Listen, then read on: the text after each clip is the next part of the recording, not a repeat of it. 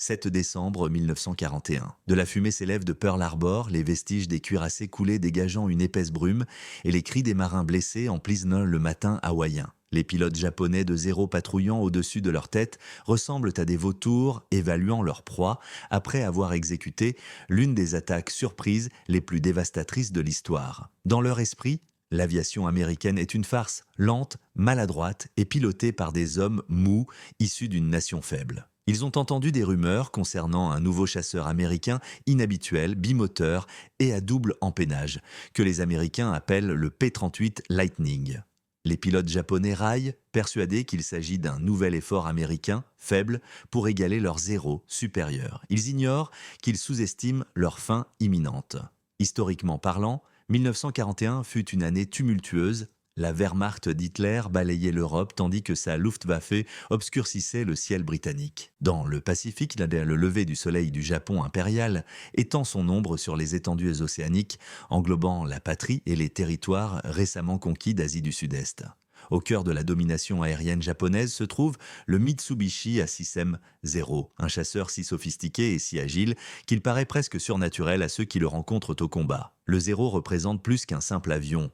Il incarne une philosophie. Chaque boulon, chaque contour symbolise l'idéal japonais de perfection obtenu par le sacrifice. Pleinement chargé, le Zéro pèse à peine 2400 kg et peut pivoter rapidement sur son axe, s'élever telle une fusée et surpasser presque n'importe quel chasseur allié dans le ciel. Ses canons de 26 mm et ses deux mitrailleuses de 7,7 mm possèdent une puissance suffisante pour détruire les avions ennemis, tandis que son remarquable rayon d'action lui permet d'accompagner les bombardiers dans des missions considérées comme irréalisables par les esprits militaires occidentaux. Cependant, cette supériorité se paie au prix fort, reflétant l'essence même du Japon impérial. Les performances du Zéro sont obtenues au détriment de la sécurité du pilote. Il manque de blindage pour le protéger des tirs ennemis. Ses réservoirs de carburant ne sont pas auto-obturants pour éviter les incendies explosifs. Malgré sa vitesse et sa puissance destructrice, il est également fragile, telle une lame cassante qui inflige de profondes blessures mais se brise facilement. Cette approche de conception fait écho à la stratégie militaire japonaise, privilégiant la suprématie spirituelle et le génie tactique plutôt que la minimisation des pertes. Parallèlement, l'aviation américaine accuse un retard dans le Pacifique, éclipsé par les considérations stratégiques européennes. L'armée de l'air américaine est équipée de chasseurs qui paraissent rudimentaires comparés au Zéro. Le Curtiss P-40 Warhawk, principal chasseur américain dans le Pacifique, est robuste et fiable, mais inférieur en vitesse et en agilité. Le Bell P-39 Aira Cobra, avec son moteur central non conventionnel, s'avère efficace contre les cibles au sol, mais peine en combat aérien à haute altitude. 1942 marque un contraste saisissant pour ces avions, conçus à l'origine pour une époque de combat aérien plus lent et à basse altitude. Face à un adversaire qui a sauté une génération en avant, la disparité devient douloureusement évidente. À Pearl Harbor, les pilotes japonais déciment ou neutralisent plus de 300 avions américains, dont beaucoup sont cloués au sol et sans défense. Pendant ce temps, les forces aériennes du général Douglas MacArthur se dispersent sous les attaques incessantes des chasseurs Zéro et des bombardiers bimoteurs aux Philippines. Les Indes néerlandaises succombent, suivies de Singapour et de la Birmanie. Dans tous les affrontements entre pilotes alliés et japonais, l'issue suit une tendance constante. Le Zéro surclasse, manœuvre et attaque avec une vitesse accrue. Cependant, tandis que le mastodonte militaire japonais déferle sur le Pacifique telle une vague inflexible, une autre révolution se prépare dans les usines et les studios de design de Californie du Sud. Dans les vastes espaces de travail de Lockheed Aircraft Corporation, une équipe d'ingénieurs, dirigée par le talentueux Clarence Kelly Johnson, finalise méticuleusement ce qu'ils imaginent comme l'équivalent américain du Zéro. Le Lockheed P-38 Lightning incarne tout l'inverse du Zéro. Contrairement au Zéro, qui troque la protection contre la vitesse, le Lightning enferme son pilote dans un blindage et des vitres pare balles. Contrairement au Zéro qui dépend d'un seul moteur, le Lightning est équipé de deux imposants moteurs Allison V1710, développant chacun plus de 1400 chevaux. Si la conception conventionnelle du Zéro suggère une amélioration progressive, la configuration à double poutre du Lightning signale une avancée révolutionnaire. Alors que la tension monte, la réaction des agents de renseignement japonais aux photos du P-38 est immédiate et moqueuse. L'avion ressemble à un exemplaire sorti d'un magazine de science-fiction. Deux moteurs montés sur des poutres distinctes, reliés par une nacelle centrale où se trouvent le pilote et l'armement. Les Japonais l'appellent Futago no Akuma, ou diable jumeau, mais ce nom évoque la dérision plutôt que la peur. On pourrait se demander comment une structure aussi inconfortable pourrait représenter un danger pour le Zéro, élégant et sophistiqué. Pourtant, cette hypothèse n'est pas totalement infondée. Les premiers accrochages entre P-38 et chasseurs japonais en 1942 ont souvent tourné en faveur des pilotes de garde du Zéro. Les pilotes du Lightning, fraîchement débarqués des terrains d'entraînement américains, se sont retrouvés face à des vétérans combattants en Chine depuis 1937. Ces as de l'aviation japonais, rompus à toutes les tactiques de guerre aérienne, savent exploiter les vulnérabilités de l'adversaire. Ils maîtrisent même la technique du retournement de situation grâce à l'agilité remarquable du Zéro qui force les adversaires à s'engager dans des spirales mortelles se terminant par des obus de 20 mm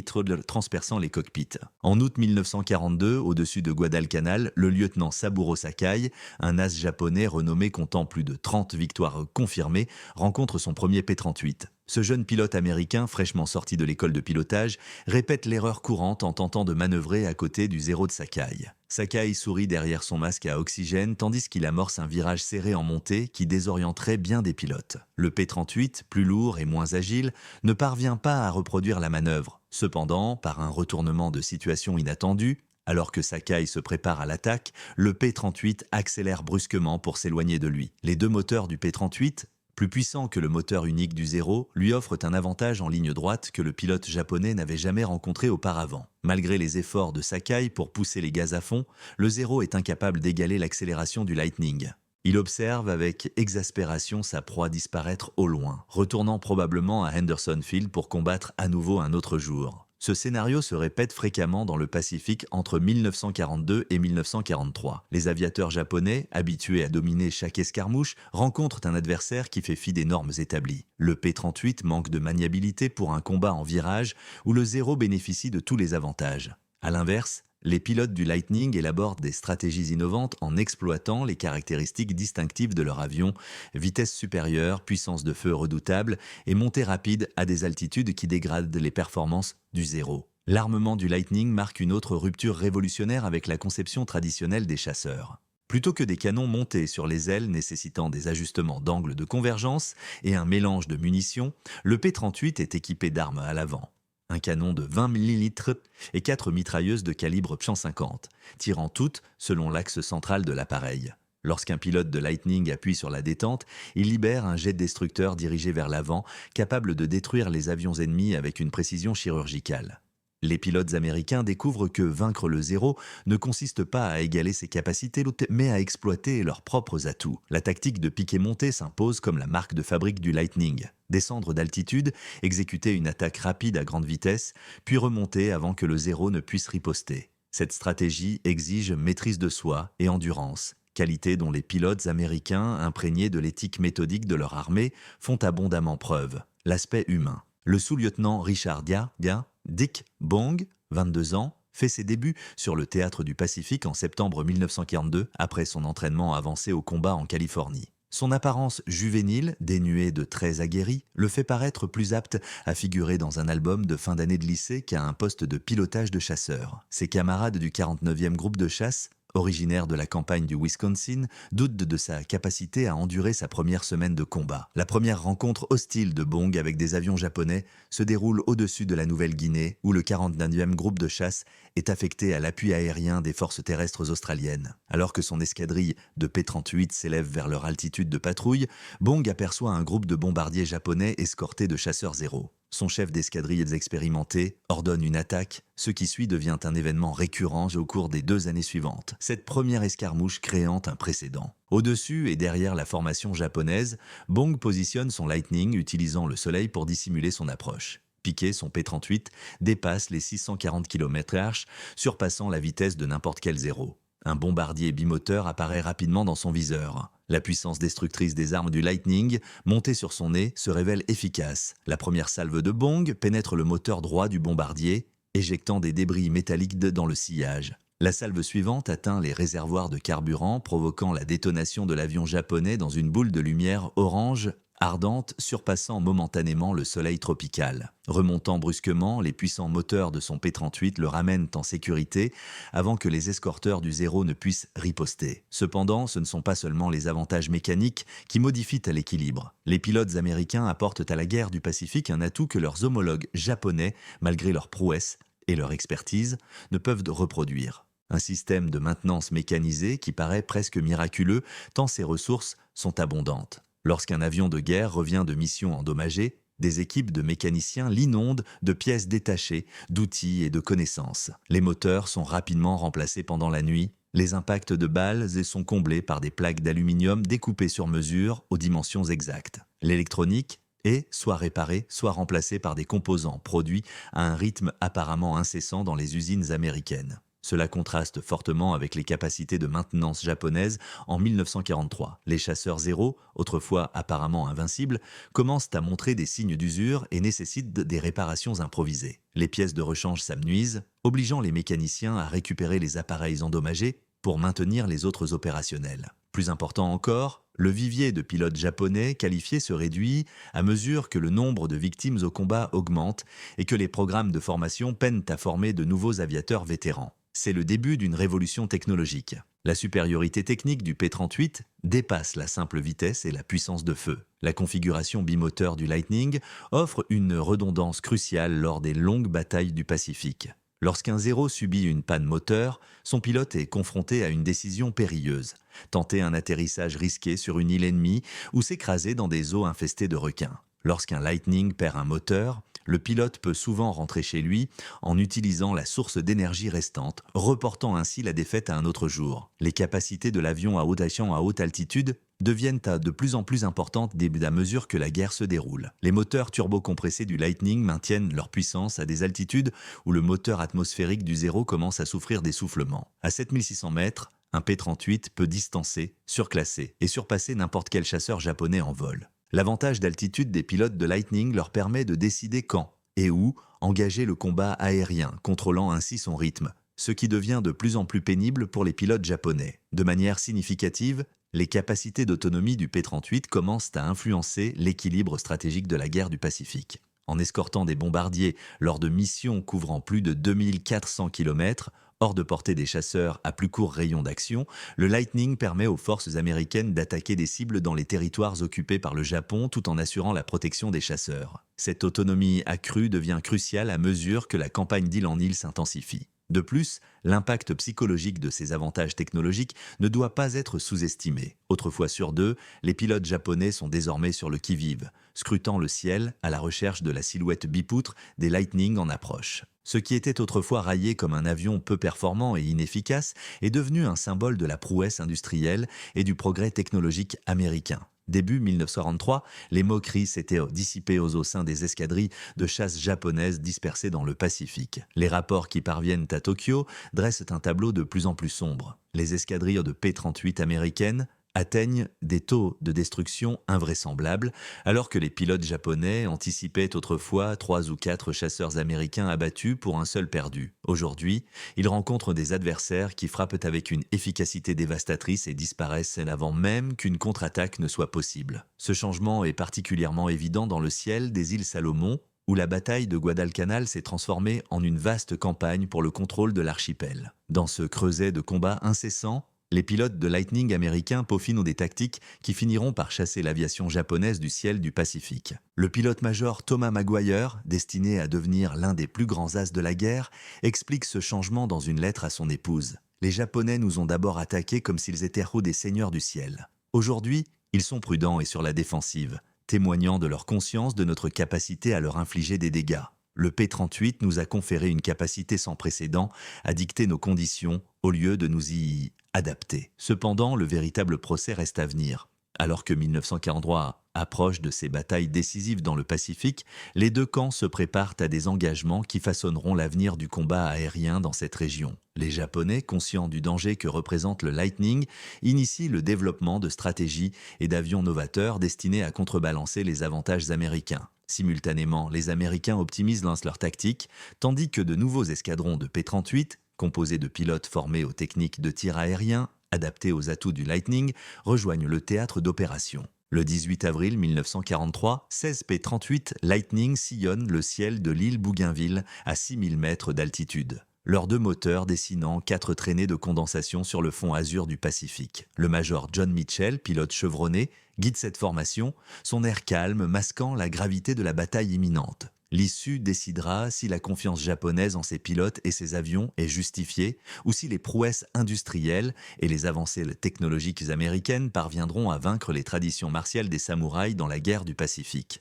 Les combats aériens qui s'annoncent trancheront définitivement ce débat. Aujourd'hui, le Lightning va affronter son plus grand défi, non pas face à de simples combattants japonais, mais face au cerveau de l'attaque de Pearl Harbor, l'amiral Isoroku Yamamoto, fin tacticien à l'origine de l'attaque surprise japonaise sur Pearl Harbor, est en route pour Bougainville pour une visite stimulante des bases du front. Des cryptographes américains ont obtenu les détails de son vol et 18 pilotes de P-38 soigneusement sélectionnés se sont vus confier la mission. Qualifiés par euphémisme d'interception, en réalité, ils exécutent une tentative d'assassinat qui mettra à rude épreuve tous les atouts du Lightning sur l'aviation japonaise. L'ironie est profonde, Yamamoto lui-même avait prédit à ses supérieurs qu'attaquer l'Amérique réveillerait un géant endormi. Or, c'est la prouesse industrielle de ce géant qui a permis de fabriquer l'arme qui lui coûtera la vie. Un avion de chasse incarnant tout ce qu'il redoutait du potentiel technologique américain. Alors que les Lightning de Mitchell s'approchent du site d'interception, ils identifient leurs objectifs. 2 bombardiers Mitsubishi G4M, Betty, transportant Yamamoto et son équipe, accompagnés de 6 chasseurs Zéro. Ignorant l'embuscade aérienne imminente qui marquera un tournant dans la guerre du Pacifique, les pilotes japonais effectuent une mission de transport de routine. La mission Yamamoto, avec le capitaine Thomas Lanphier Jr. comme ailier de Mitchell, repère la formation japonaise en premier. Volant à basse altitude au-dessus de la canopée de la jungle, comme prévu par les renseignements, les bombardiers Betty suivent leur trajectoire. Les escorteurs Zéro planent au-dessus d'eux, sans doute préoccupés par la navigation plutôt que par les menaces potentielles, étant donné leur éloignement de toute base américaine dans l'espace aérien japonais. Cependant, ces pilotes oublient que l'imposant rayon d'action du P-38 a rendu cette mission possible. Aucun des chasseurs alliés dans le Pacifique ne dispose de la capacité de carburant nécessaire pour parcourir 700 km jusqu'à la zone cible, engager le combat et revenir sain et sauf. La conception bipoutre du Lightning, autrefois ridiculisée par les pilotes japonais pour sa maladresse, abrite des réservoirs qui lui confèrent des capacités qu'aucun chasseur monomoteur ne peut égaler. L'assaut se déroule avec une précision dévastatrice. Lanphier et le lieutenant Rex Barber fondent sur les bombardiers, tandis que le reste de la formation affronte les escorteurs Zéro. Pris au dépourvu, les chasseurs japonais peinent à contrer la vitesse et l'altitude supérieure du Lightning. Dans le combat aérien qui s'ensuit, la manœuvrabilité réputée du Zéro devient insignifiante face à des adversaires qui refusent de les suivre. Le P-38 de Lanphier s'approche rapidement du bombardier Betty de tête. L'armement concentré du nez du Lightning, un canon de 20 ml, et 4 mitrailleuses de calibre 50 libèrent un flux destructeur qu'aucun bombardier ne peut encaisser. Le moteur tribord du Betty explose dans une explosion de feu et de débris, provoquant le retournement de l'appareil qui s'écrase dans la jungle, abattant l'homme responsable de Pearl Harbor. Le second bombardier subit un sort similaire sous le feu de Barber. Coup sur coup, les 2 Betty se transforment en brasiers dans la jungle de Bougainville.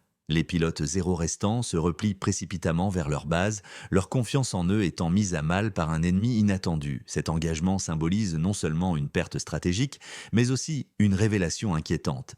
Les chasseurs américains peuvent désormais attaquer sans représailles, n'importe où et n'importe quand. Le coût humain de la domination. La mort de Yamamoto fait des vagues au sein du commandement militaire japonais. Cependant, les répercussions psychologiques vont bien au-delà de la disparition d'une simple figure de proue. Pour les pilotes japonais dispersés dans le Pacifique, cette interception signifie bien plus qu'une défaite tactique. Elle souligne que les avions américains peuvent désormais attaquer sans représailles. En 1943, au-dessus de Rabaul, le lieutenant Hiroyoshi Nishizawa, un japonais vénéré aux plus de 80 victoires confirmées, découvre personnellement cette nouvelle réalité lors d'une mission. Surnommé le diable de Rabaul par ses camarades, Nishizawa s'était forgé une réputation grâce à la maniabilité exceptionnelle du Zéro et à ses capacités de vol exceptionnelles, n'ayant jamais rencontré de pilote américain capable de le défier dans un combat en virage. Cependant, lorsque le groupe de Nishizawa affronte des escadrilles de P-38 au-dessus de New Britain, les Américains font fi des règles traditionnelles. Plutôt que de plonger pour un combat aérien conventionnel, les pilotes de Lightning conservent leur avantage d'altitude et attaquent nos pare-vagues synchronisées. Chaque attaque ne dure que quelques secondes. Un piqué rapide, des tirs intenses, puis un retour rapide en sécurité avant que le Zéro ne puisse riposter. Exaspéré, Nishizawa assiste à la destruction du Zéro de son ailier sous la puissance de feu implacable du Lightning. L'aviateur américain sur le départ, avec ses 2 moteurs, déjoue l'emprise des représailles. Pour la première fois au combat, Nishizawa éprouve un sentiment d'impuissance. Ses prouesses de pilote exceptionnel sont vaines s'il ne parvient pas à contraindre ses ennemis à combattre selon ses propres conditions. Ce changement de mentalité transcende les pilotes individuels et imprègne des escadrilles entières. Les escadrilles de chasse japonaises, autrefois imprégnées d'une assurance inébranlable, contemplent désormais avec appréhension le ciel vide, conscientes qu'une mort subite pourrait tomber du soleil à 600 ans qui en est les Mariast sans prévenir. Les triomphes faciles de 1942 s'amenuisent, les pilotes américains maîtrisant l'art d'exploiter chaque avantage de l'avion. Il ne s'agit pas seulement d'un changement stratégique dans la guerre, cela symbolise une transformation plus vaste que les stratèges militaires japonais commencent à peine à saisir. Le P-38 Lightning incarne bien plus qu'un avion de chasse exceptionnel. Dans les usines américaines, l'effort de production de guerre se traduit par une efficacité sans précédent. La chaîne de production du Lightning, présente dans les usines du pays, tourne à une vitesse qui laisse les observateurs japonais stupéfaits. Mi-1943, l'usine Lockheed de Burbank produit à elle seule plus de 200 P-38 par mois, des chaînes de production supplémentaires dans d'autres villes contribuant à la production totale. Chaque avion sort de la chaîne de montage équipé d'une technologie de pointe. Moteurs plus puissants, blindage renforcé, système radio avancé et armement de plus en plus complexe. L'écart de capacité de production entre les États-Unis et le Japon s'accentue de mois en mois. Tandis que les usines américaines produisent des Lightning par centaines, la production aéronautique japonaise est confrontée à des pénuries de matériaux, à des problèmes de qualité et au danger permanent des raids aériens américains. Autrefois considérés comme invincibles, les chasseurs Zéro affichent aujourd'hui des normes de construction en déclin en raison de l'enrôlement de travailleurs qualifiés et de la raréfaction des ressources essentielles. Cependant, les Américains excellent dans la formation de pilotes à un rythme supérieur à celui des programmes de formation japonais. Mois après mois, les écoles de pilotage américaines produisent des milliers de nouveaux aviateurs, dont beaucoup maîtrisent les tactiques qui optimisent les atouts du P-38. Ces pilotes, fraîchement formés, arrivent sur le théâtre du Pacifique avec un nombre conséquent d'heures de vol et une formation intensive au tir, prêts à appliquer les leçons de leurs prédécesseurs. Des pilotes d'élite émergent. Dans ce paysage de progrès technologiques et tactiques, une nouvelle génération d'as de la chasse américains émerge, pilotant des appareils qui rivalisent, voire surpassent, les capacités japonaises. Ces pilotes atteignent des taux de réussite jugés inaccessibles par leurs prédécesseurs de 1942, qui pilotaient des P-40 et des P-39 dans des temps plus sombres. Issu d'une paisible ferme du Wisconsin, Richard Bong devient un exemple de transformation. À la fin de l'année 1943, Bong cumule 21 victoires confirmées, le plaçant parmi les plus grands as américains. Cependant, son triomphe souligne non seulement les prouesses individuelles, mais aussi le potentiel du P-38 lorsqu'il est piloté par ceux qui en comprennent à la fois les capacités et les vulnérabilités de l'adversaire. Le programme de combat typique de Bong reflète un modèle adopté plus tard par les pilotes de Lightning dans le Pacifique. Exploitant la vitesse ascensionnelle exceptionnelle du P-38 et ses prouesses à haute altitude, il prend position au-dessus des formations japonaises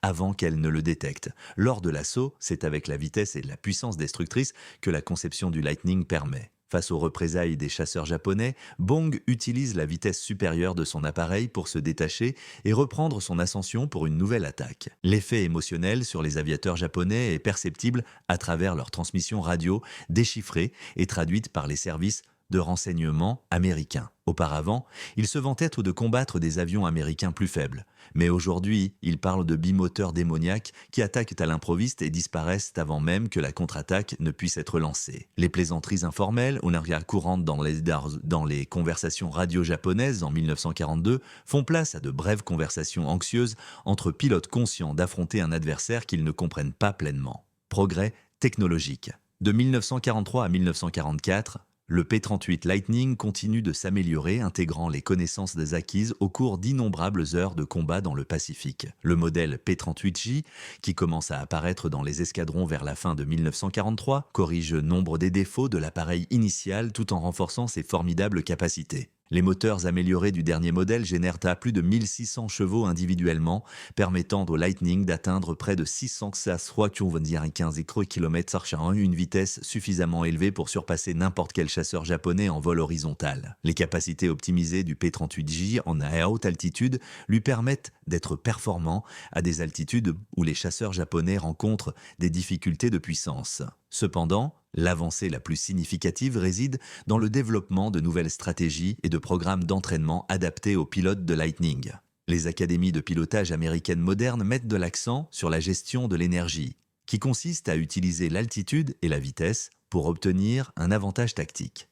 Les élèves sont formés à penser en 3 dimensions, utilisant la vitesse ascensionnelle et la vitesse de piqué supérieure du Lightning pour dicter le rythme du combat aérien. Ces avancées stratégiques démontrent leur utilité lors des grandes batailles aériennes de 1944, alors que les forces américaines lancent leur campagne insulaire vers le territoire japonais. Au-dessus des archipels des îles Marshall, des Mariannes, puis des Philippines, les escadrilles de P-38 dépassent les 10,1 victoires face aux adversaires japonais. Un avion autrefois considéré comme une nouveauté par les pilotes japonais devient leur perte dans le ciel. Le grand tir de la Turquie des Mariannes, qui eut lieu le 19 juin 1944, commémore cet événement. La mer des Philippines s'étend à perte de vue, son étendue n'étant interrompue que par les sillages de la plus grande armada navale jamais constituée. La Task Force 58, la force aéronavale rapide de la flotte américaine du Pacifique, avance vers les îles Mariannes avec 15 porte-avions et près de 900 avions.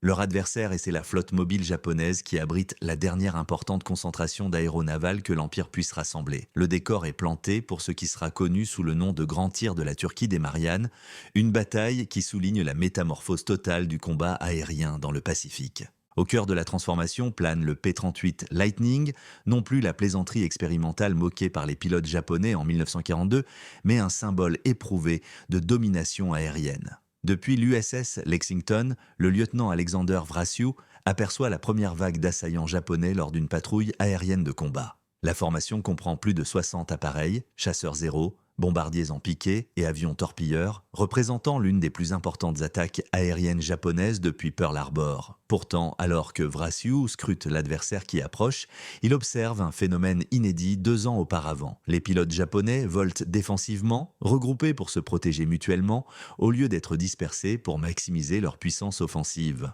La bataille qui s'ensuit se déroule avec une fureur déséquilibrée, qui laisse même les pilotes américains les plus expérimentés sous le choc. Pour le 44e jour consécutif de combats aériens en mer des Philippines, des vagues d'avions japonais se précipitent sur la flotte américaine, mais sont interceptées par des pilotes de P-38 expérimentés et d'autres chasseurs américains. Les aviateurs américains expérimentés, forts de 2 années de combat dans le Pacifique, mènent leurs assauts avec une précision calculée. Ils descendent de haute altitude, déclenchant des tirs dévastateurs, puis se replient rapidement en lieu sûr avant que les avions japonais ne puissent riposter. En une seule journée, les pilotes américains rapportent la destruction de plus de 400 avions japonais contre seulement 29 des leurs. Le P-38 Lightning joue un rôle crucial dans ces victoires, ces pilotes tirant parti de 2 années d'expérience au combat et des avancées technologiques. Alors que le soleil se couche sur la mer des Philippines, le 19 juin 1944, plus de 400 avions japonais brûlent dans les eaux du Pacifique.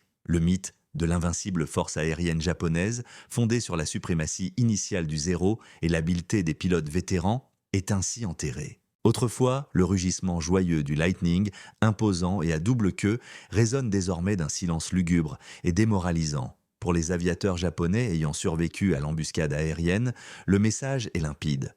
Le ciel du Pacifique a subi une métamorphose irréversible. L'avion, qu'ils considéraient autrefois comme médiocre, est devenu leur perte, piloté par des pilotes maîtrisant tous les atouts que confèrent les prouesses industrielles et les avancées technologiques américaines. Pourtant, la suprématie du Lightning symbolise plus qu'un simple triomphe stratégique. Elle incarne la transition de la guerre aérienne américaine, de l'ingéniosité désespérée de 1942 à la domination écrasante de 1944. Le diable à 2 fourchettes a démontré que les guerres ne se gagnent pas uniquement par la bravoure et l'expertise individuelle, mais aussi par la capacité à produire en masse des armes conférant aux pilotes ordinaires des capacités extraordinaires. La dérision s'apaise, le compte à rebours commence, et au-dessus du Pacifique, les 2 moteurs du P-38 Lightning entonnent une mélodie de puissance industrielle américaine qui résonnera jusqu'à la baie de Tokyo. Octobre 1944, Le ciel d'un golfe plus récent s'embrase avec la férocité de la plus grande bataille navale jamais livrée par des humains. En contrebas, les flottes américaines et japonaises s'affrontent dans une lutte acharnée qui décide du sort des Philippines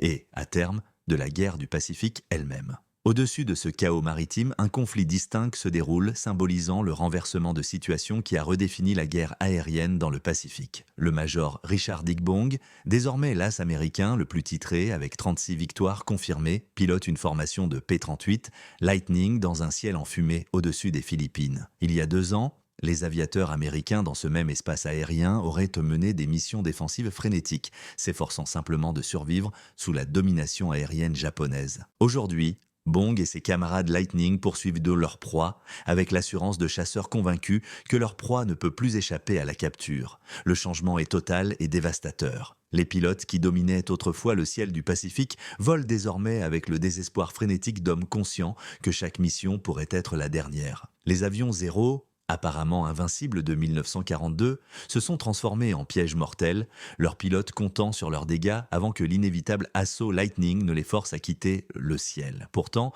ce tournant des événements véhicule un récit qui va au-delà de la simple évolution tactique. Il symbolise la victoire de la puissance industrielle américaine sur les coutumes militaires japonaises, du progrès technologique sur l'expertise individuelle, de l'enseignement systématique sur les traditions guerrières. Le P-38, Lightning a transcendé le statut de simple avion de chasse exceptionnel. Il est devenu l'outil par lequel la puissance industrielle américaine a restructuré le combat aérien lui-même dans la forge ardente des Philippines.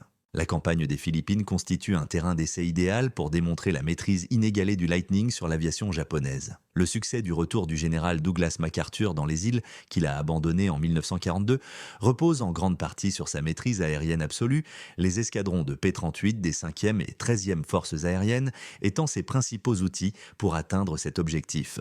Le lieutenant-colonel Thomas McGuire, au sein du 471e groupe de chasse, incarne la nouvelle génération de pilotes de Lightning qui maîtrisent l'exploitation de tous les avantages offerts par leur appareil. McGuire, qui deviendra plus tard le 2e as américain avec 38 victoires confirmées, mène les combats aériens avec la précision calculée d'un ingénieur plutôt que l'individualisme romantique qui caractérisait les pilotes de chasse précédents. Lors d'une mission typique au-dessus de Luçon en novembre 1944, les tactiques de McGuire soulignent à quel point le Lightning a révolutionné la guerre aérienne dans le Pacifique. 16 P-38, sous son commandement, rencontrent un escadron japonais qui tente d'attaquer les forces terrestres américaines près de Manille. Les pilotes ennemis, équipés de Zéro et de modèles plus récents comme le Kawasaki Ki-61 Tony, sont regroupés pour une défense mutuelle. McGuire, fidèle à la doctrine tactique affinée par les pilotes de Lightning au cours de 2 années de conflit dans le Pacifique, ne plonge pas directement dans la formation ennemie. Il positionne plutôt stratégiquement ses appareils pour en tirer un avantage optimal. Exploitant la capacité ascensionnelle supérieure du P-38, il prend de l'altitude jusqu'à ce que son escadron domine les chasseurs japonais. Les conditions idéales étant réunies, il lance un assaut d'une précision dévastatrice. L'attaque se déroule avec une efficacité mécanique. Les Lightning de McGuire descendent à 10 par vagues synchronisées, chaque pilote ciblant un ennemi spécifique et déclenchant une rafale de feu concentré avant de reprendre de l'altitude. Les pilotes japonais, limités par les faibles capacités de leurs avions à haute altitude et leur mentalité défensive, ne purent qu'observer leur formation se dissoudre sous l'attaque méthodique du Lightning. En quelques minutes, 8 appareils japonais s'écrasèrent en flammes vers la jungle philippine, tandis que la formation de McGuire remontait sans perte. Cette rencontre symbolisait tout ce que le Lightning incarnait, rapide, mortel et écrasant face à des adversaires autrefois invincibles. Elle incarnait la suprématie technologique. Fin 1944, le P-38 Lightning était devenu un système d'armes redoutable, reflétant le summum de la technologie aéronautique américaine. Le modèle P-38L, produit en série, intégrait tous les enseignements tirés de 3 années de guerre dans le Pacifique. Ces 2 moteurs, Allison VB710, développant plus de 1600 chevaux chacun, lui confèrent une vitesse maximale de 665 km/h et une altitude de service de 13 300 mètres, des performances supérieures à celles de n'importe quel chasseur japonais. Cependant, les données de performance pures ne révèlent qu'une partie de la vérité. Le principal atout du Lightning réside dans la fusion systématique de diverses technologies qui, en synergie, créent une domination tactique. Son armement concentré en canons résout les problèmes de convergence inhérents aux canons d'aile. Sa configuration bimoteur offre une réserve de puissance permettant aux pilotes de survivre aux dommages de combat qui détruiraient un avion monomoteur. Son rayon d'action étendu permet des opérations loin, en territoire ennemi, là où les chasseurs à plus courte portée ne peuvent le suivre. Plus important encore, les capacités de haute altitude du Lightning lui permettent de dominer l'aspect vertical du combat aérien. Au-dessus de 7600 mètres d'altitude, où les moteurs japonais peinent à se maintenir en vol à cause de la raréfaction de l'air, les turbocompresseurs du Lightning offrent des performances optimales. Cet avantage permet aux pilotes du Lightning de décider quand et où engager le combat, influençant le rythme des combats aériens d'une manière qui les déconcerte et, à terme, les démoralise. L'impact psychologique de cette supériorité technologique ne doit pas être sous-estimé. Les pilotes japonais, auparavant confiants, scrutent désormais le ciel avec une appréhension anxieuse, conscients que la mort pourrait s'abattre du soleil à tout instant. Les transmissions radio interceptées révèlent l'ampleur de cette transformation mentale. Au lieu de rapporter des victoires contre des chasseurs américains supposément plus faibles, les pilotes japonais évoquent désormais de mystérieux adversaires bimoteurs qui attaquent sans prévenir et disparaissent avant même que les contre-attaques ne puissent être lancées. L'aspect humain. La domination technologique cache une histoire humaine qui reflète l'évolution plus large des forces aériennes américaines. En 1944, les pilotes du Lightning incarnent une nouvelle génération d'aviateurs, méticuleusement entraînés, technologiquement équipés et dotés d'une grande habileté tactique, surpassant l'imaginable de leurs prédécesseurs. Le capitaine Charles McDonald, au service du 475e groupe de chasse, incarne parfaitement ce changement. McDonald, qui terminera la guerre avec 27 victoires confirmées, aborde le conflit aérien avec un esprit professionnel plutôt que l'individualisme romantique qui caractérisait autrefois les premiers pilotes de chasse. Il scrute les stratégies de son adversaire, évalue ses vulnérabilités et élabore des tactiques systématiques pour exploiter les avantages du Lightning. Dans une lettre à sa femme, McDonald décrit cette transition en ces termes : « Les pilotes japonais auxquels nous sommes confrontés ne sont pas les mêmes hommes qui ont attaqué Pearl Harbor. Ces vétérans sont pour la plupart décédés ou cloués au sol. Les pilotes inexpérimentés sont vaillants, mais leurs appareils ne sont pas à la hauteur de nos capacités. Et leurs stratégies échouent là où elles avaient autrefois réussi contre les P-40. En revanche, ces méthodes se révèlent trop désastreuses contre les P-38. C'est presque injuste, mais je me souviens de leur traitement en 1942. Au-delà des pilotes individuels se cache une dimension plus vaste, englobant des escadrons et des groupes aériens entiers. Les unités Lightning actives aux Philippines incarnent 3 années de progrès tactique, d'amélioration technologique et d'entraînement rigoureux. Ces pilotes connaissent parfaitement les limites de leurs appareils, appréhendent parfaitement les vulnérabilités de leurs adversaires et exécutent leur mission avec une finesse due à un matériel exceptionnel et à une préparation méticuleuse. À mesure que 1944 et 1945 se dessinent, la distinction entre l'aviation japonaise et la nôtre s'accentue. Sur le théâtre d'opération, les pilotes américains cumulent des centaines d'heures de vol et un entraînement intensif au combat, contrairement aux pilotes japonais qui s'engagent souvent dans les combats avec une préparation minimale. Les pilotes, chevronnés du zéro, autrefois redoutables, sont pour la plupart décédés, laissant leurs remplaçants sans expérience ni appareil comparable pour rivaliser avec les Américains. Alors que les forces américaines approchent des îles japonaises au début de 1945, le P-38 Lightning se retrouve confronté à son défi majeur, le combat au-dessus du Japon même. Les longues missions nécessaires pour protéger les bombardiers B-29 des bases des Mariannes vers les cibles japonaises mettent à rude épreuve les capacités exceptionnelles du Lightning, mais elles soulignent son aptitude remarquable à la guerre dans le Pacifique. La campagne d'Iwo Jima, en février et mars 1945, constitue un tremplin décisif pour ces opérations prolongées. Les 38e escadrilles de P-38, opérant depuis les aérodromes conquis d'Iwo Jima, peuvent désormais escorter des bombardiers vers et depuis Tokyo. Un exploit inégalé par aucun autre chasseur allié. La fiabilité des 2 moteurs du Lightning est essentielle lors de ces longs voyages car une panne d'un seul moteur au-dessus du vaste océan Pacifique est généralement synonyme de perte certaine. Le major William Chomo, au sein du 82e escadron de chasse, démontre l'efficacité constante du Lightning face aux chasseurs japonais les plus récents lors d'une mission au-dessus de Luzon en janvier 1945. Il rencontre un groupe d'avions japonais comprenant certains des modèles les plus avancés de l'Empire, tels que le Kawasaki Ki-84, Frank et le Nakajima Ki-84 Hayate. Ces avions illustrent les efforts désespérés du Japon pour produire des chasseurs capables d'égaler les capacités américaines. L'escarmouche qui s'ensuit souligne que les simples progrès technologiques ne peuvent compenser les avantages tactiques dont disposent désormais les pilotes américains. En un seul affrontement, le P-38 de Shomo, affûté par 3 années de combat, anéantit 7 avions japonais. Dépassés par leurs compétences, leur expérience et leur stratégie tactique, les aviateurs japonais, malgré la supériorité de leurs appareils, ne font pas le poids face à un adversaire qui maîtrise l'exploitation de chaque avantage stratégique. Alors que la puissance aérienne japonaise conventionnelle vacille face à la domination américaine, l'Empire recourt à sa dernière mesure désespérée, la riposte kamikaze. Les derniers mois de la guerre seront marqués par ces attentats suicides. Auparavant, les pilotes de Lightning poursuivirent les avions de chasse japonais. Ils affrontent désormais des adversaires qui ont renoncé à la survie pour infliger un maximum de dégâts par des attaques suicides. Ce changement psychologique laisse une profonde empreinte sur les pilotes de Lightning qui ont passé 3 ans à maîtriser l'art du combat aérien.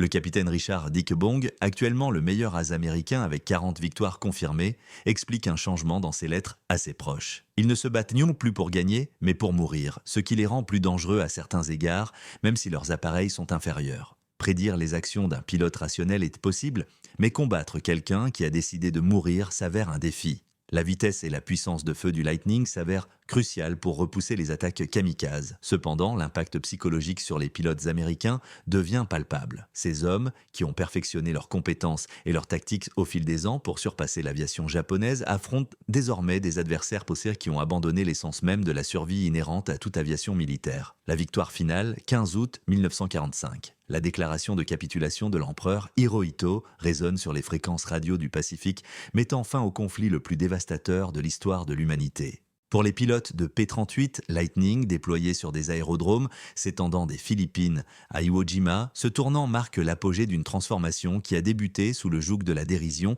et a culminé en une suprématie absolue. Les chiffres le racontent sans pitié. Les pilotes de P-38 Lightning affichent un ratio de victoire dépassant les 10,1 contre leurs homologues japonais, cumulant plus de 1800 victoires confirmées pour seulement environ 200 appareils perdus face à l'ennemi. Autrefois raillé par les pilotes japonais comme une étrangeté, cet avion est devenu l'instrument de leur perte aérienne totale. Pourtant, le triomphe du Lightning transcende la simple victoire tactique. Il symbolise la victoire de la puissance industrielle américaine sur l'orthodoxie militaire japonaise, de l'instruction systématique sur la valeur individuelle, du progrès technologique sur les traditions guerrières. Français, le chasseur à double queue a démontré que la guerre contemporaine n'est pas une question de guerriers les plus courageux ou les plus compétents, mais de nations capables de combiner de manière optimale la production industrielle, les avancées technologiques et un entraînement rigoureux pour obtenir une puissance militaire redoutable. Héritage et réflexion, alors que les dernières sorties des avions P-38 Lightning survolent le Pacifique tranquille, leur impact s'étend au-delà de leurs statistiques de combat louables. Le Lightning a fondamentalement remodelé la guerre aérienne, montrant qu'une utilisation judicieuse de la supériorité technologique peut vaincre même les adversaires les plus doués et les plus résolus. Les aviateurs japonais, qui se moquaient autrefois de la conception maladroite du Lightning, ont appris, par des leçons durement acquises, que les guerres ne se gagnent pas par la bravoure individuelle ou l'esthétique des avions, mais par le déploiement stratégique de technologies et de stratégies supérieures. Le design élégant et l'agilité exceptionnelle du Zero se révélèrent inefficaces face à un adversaire réfractaire aux conventions de combat japonaises. Le triomphe du Thunderbolt confirme la stratégie aéronautique industrielle et technologique américaine qui allait façonner l'aviation militaire pendant de nombreuses années. Sa configuration bimoteur, son armement ciblé et la priorité accordée à la protection du pilote ont établi des principes de conception fondamentaux qui ont influencé le développement des chasseurs jusqu'à l'ère des avions à réaction. Cependant, son héritage le plus significatif réside peut-être dans la démonstration que la supériorité aérienne, autrefois obtenue grâce à des technologies et des tactiques avancées, pouvait être préservée et utilisée pour remporter des victoires stratégiques. L'avion qui avait lancé la guerre comme une innovation expérimentale l'a terminée, devenant le moyen par lequel la puissance aérienne américaine a conquis le contrôle total du Pacifique. Aujourd'hui, les moqueries ont cessé, remplacées par le respect, puis la peur, et enfin le silence assourdissant de la défaite. En point d'orgue, le P-38 Lightning a démontré que le succès au combat contemporain n'est pas réservé à la conception la plus raffinée ou la plus conventionnelle. Il revient à l'avion qui intègre harmonieusement ingéniosité technologique et perspicacité tactique. La sinistre bête à queue fourchue a revendiqué sa vengeance et le ciel du Pacifique portera à jamais son empreinte. Conclusion, l'histoire du P-38. Lightning dans la guerre du Pacifique est essentiellement le récit d'une métamorphose. L'évolution de l'aviation américaine, des stratégies improvisées et ingénieuses à une domination inégalée. L'évolution des tactiques de combat aérien, de la bravoure individuelle à la guerre stratégique, et la transformation du théâtre du Pacifique du contrôle japonais au triomphe allié. Lorsque les pilotes japonais ont découvert le Lightning pour la première fois en 1942, leur rire exprimait une conviction nourrie par 2 années de victoires consécutives. Leur confiance était fondée. Dans les batailles aériennes, leurs avions surpassaient les autres. Leurs pilotes étaient aguerris et leurs tactiques semaient la dévastation contre tous les ennemis rencontrés. Pourtant, ils ignoraient l'avènement d'une nouvelle forme de conflit où les prouesses individuelles et l'esthétique des avions comptaient moins que la capacité de production et les avancées technologiques. Le Lightning était plus qu'un simple avion innovant. Il symbolisait une perspective révolutionnaire du combat aérien qui allait fondamentalement transformer l'essence même de la guerre aérienne. Cette transformation n'était ni rapide ni prédestinée. Elle exigea 3 années de conflits exténuants, d'innombrables heures de perfectionnement tactique et le déploiement stratégique de la puissance industrielle américaine pour s'assurer la domination qui s'imposa lors des batailles finales. Une fois établie, cette domination fut si complète que l'aviation japonaise ne put jamais la reprendre. En réfléchissant à son évolution, le triomphe du P-38 Lightning préfigurait le combat technologique qui allait marquer la seconde moitié du XXe siècle et au-delà. Ce qui était autrefois ridiculisé par les aviateurs japonais pour sa maladresse témoigne aujourd'hui de l'approche méthodique de la technologie militaire qui a façonné la guerre contemporaine. Ce démon à 2 queues a démontré que, dans un conflit comme dans bien d'autres entreprises humaines, la victoire n'appartient pas seulement à ceux qui ont initialement confiance en eux, mais à ceux qui allient innovation, résilience et déploiement stratégique de moyens supérieurs pour atteindre leurs objectifs. Le P-38 Lightning n'a pas seulement assuré la suprématie aérienne au-dessus du Pacifique. Il a redéfini le potentiel de la suprématie aérienne lorsqu'il est habilement utilisé. Les rires moqueurs qui emplissaient autrefois les escadrilles de chasse japonaises ont été remplacés par la quiétude implacable de l'histoire. Pourtant, l'héritage de la victoire du Lightning perdure, nous enseignant que les avancées technologiques et la préparation stratégique peuvent triompher de redoutables adversaires, même dans l'âpreté du conflit. Le diable à queue fourchue a acquis une importance historique non seulement comme avion de chasse exceptionnel, mais aussi comme moyen par lequel l'aviation américaine a maîtrisé la domination du ciel, menant finalement à la victoire.